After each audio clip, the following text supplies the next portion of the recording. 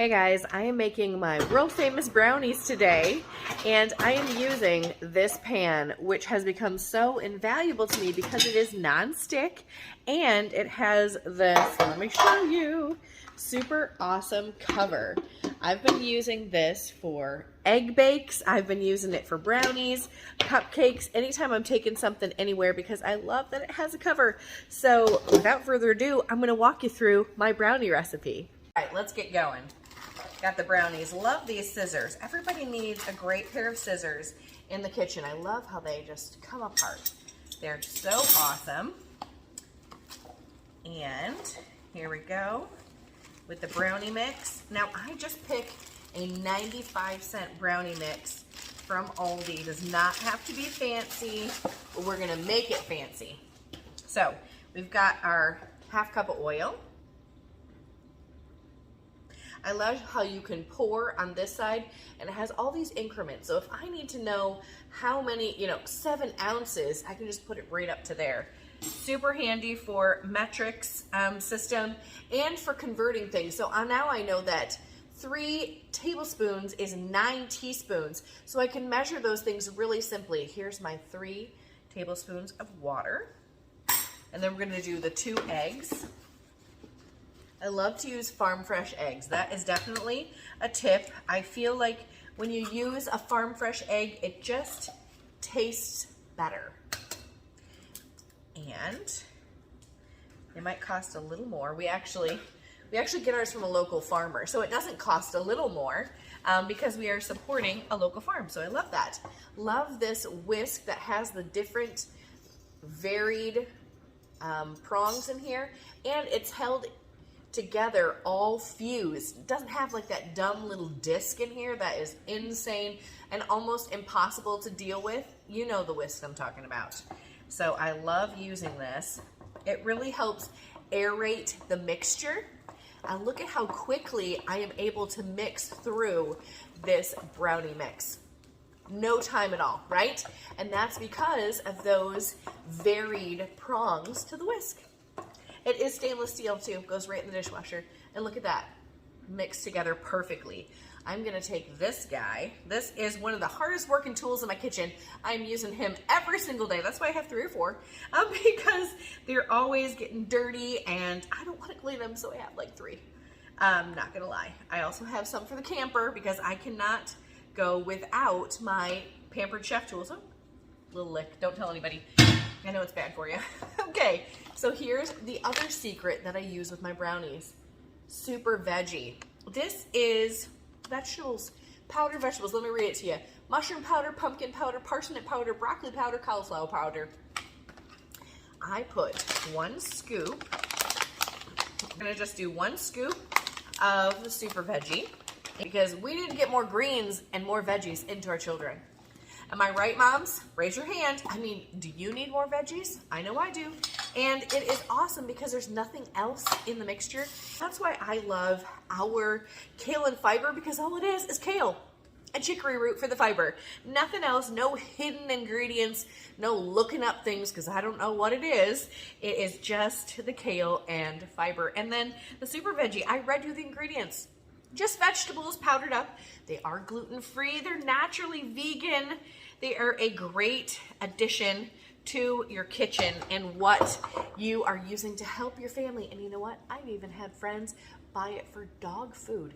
Any of your pets that have to eat that like a raw diet where they have, or you're cooking it for them, it's a great way to be able to infuse vegetables into their meals.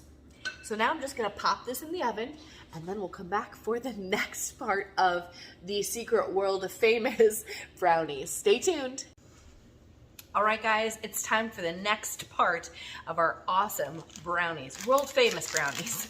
I've got some cheesecake pudding and I've got 2 cups of milk in my 4-cup mini batter bowl, and we are just whisking that around. Now you know it's gonna thicken, so what you do before it thickens is you grab this cream cheese that you have melted, and I love this little container because I like to be able to grab it and hold it, and my hands are little, so I need to be able to have a container like this that kind of bends a little bit with me.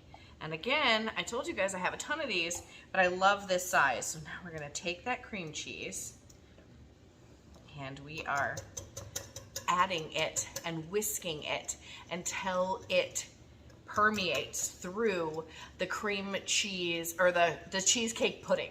So we're whisking, and meanwhile on the stovetop I have a half a cup of mixed berries, and what I'm doing with that is I'm creating a compote.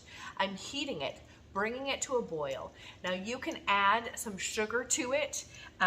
I am choosing to go a little low carb and not add sugar to my recipe. But guys, this whole recipe can be changed and made very, very low carb. If you're using a keto brownie, if you're using Swerve and the low carb puddings, the no sugar puddings, you can really make this a healthy or a low sugar dessert. So I can't wait to show you the next steps.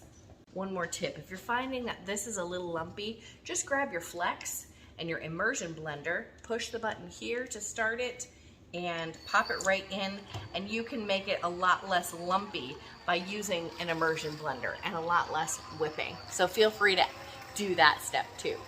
I mean, look at how it works to just get rid of all those lumps and bumps. I love this tool.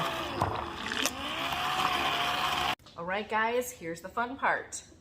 We're gonna take that mixture and pour it on over top of our cooled brownie. The great thing about doing this on a brownie is it can really hold up to having things on top of it that have a lot of moisture. Now, if you're doing this with a cake, that has a little bit of trouble because it's not quite as firm. That's why I make the brownies a fudgy type brownie, not cake-like. So we're just pouring that in. Now I'm going to spread it on with another one of these little scrapers, you guys. They are so handy. They come in so many different sizes and they are just perfect. And I can look at you guys and even spread while I'm watching.